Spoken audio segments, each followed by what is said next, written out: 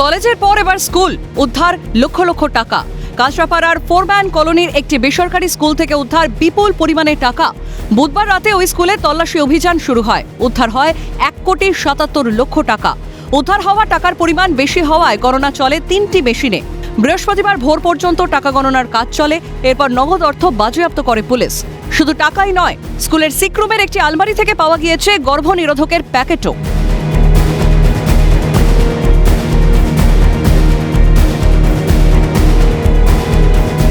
কিছুদিন আগেই কলকাতার সুরেন্দ্রনাথ কলেজে ছাত্র সংসদের কার্যালয়ের আলমারি থেকে উদ্ধার হয় সুটকেস ভর্তি উই ধরা টাকা, অস্ত্র এবং গর্ভনিরোধকের প্যাকেটও মিলেছিল। এবার কাঁচরাপাড়ার স্কুলেও সেই একই ঘটনায় স্কুলে ক্যাশিয়ার অভিক কুমার নাগকে আটক করে জিজ্ঞাসাবাদ করে পুলিশ। রাজ্যে পালাবদলের পর থেকেই ওই এলাকার শিক্ষা প্রতিষ্ঠানগুলির ডেটা ব্যাংক তৈরির কাজ শুরু করেছে বীজপুরের বিজেপি বিধায়ক সুদীপ্ত দাস। সেই কাজের সূত্র ধরেই ওই স্কুলের বিষয়ে খবর পান বিধায়কের প্রতিনিধিরা।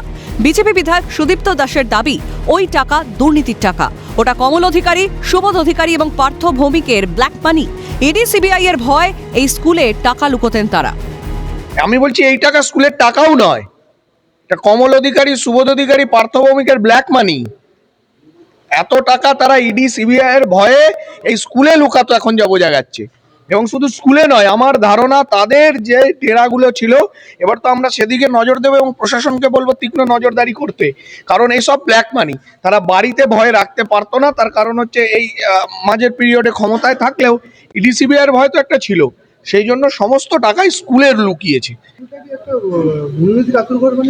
মানে দুর্নীতি বলে দুর্নীতি যেখানে, আমার তো মাস্টারমশাই উনি যেখানে বসে উনি ভাবছেন যে স্ট্রোক, মানে উনি আমাকে একটু আগে বলছিলেন যে আরে স্ট্রোক হয়ে যাবে আমার এ দেখতে গিয়ে। এরম চুরি হয় নাকি, এরম দুর্নীতি হয় নাকি? স্কুল না, এটাকে যে যা বানিয়ে রেখেছে নোংরামির চরম জায়গায়। অন্যদিকে স্কুলের প্রিন্সিপাল বিকাশ চন্দ্র পালের দাবি, উদ্ধার হওয়া টাকাগুলি অ্যাডমিশনের টাকা। এপ্রিল মাস থেকে অ্যাডমিশনের টাকা জমেছিল, সেই টাকা ব্যাংকে পাঠানোর কথা ছিল। অ্যাকাউন্ট সেকশনে বিষয়টি দেখত, কিন্তু আলমারি থেকে গর্ভনিরোধকের প্যাকেট কিভাবে এলো সে বিষয়ে তার জানা নেই।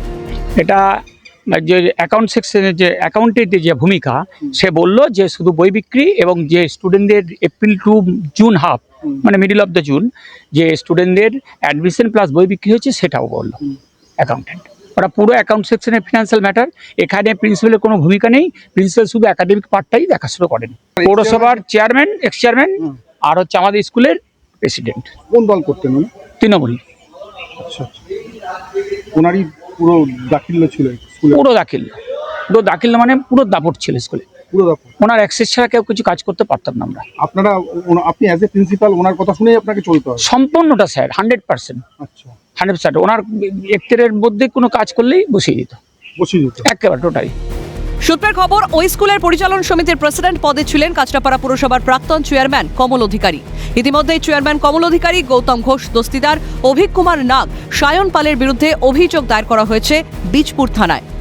যে শিক্ষাঙ্গন ভবিষ্যৎ গড়ার কারখানা, তার এই রূপ লজ্জাজনক।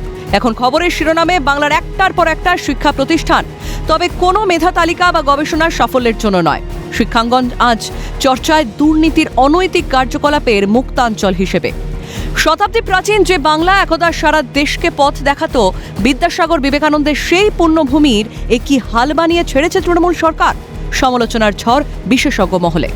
হিমাদ্রি শেখর ভট্টের রিপোর্ট, ক্যালকাটা নিউজ।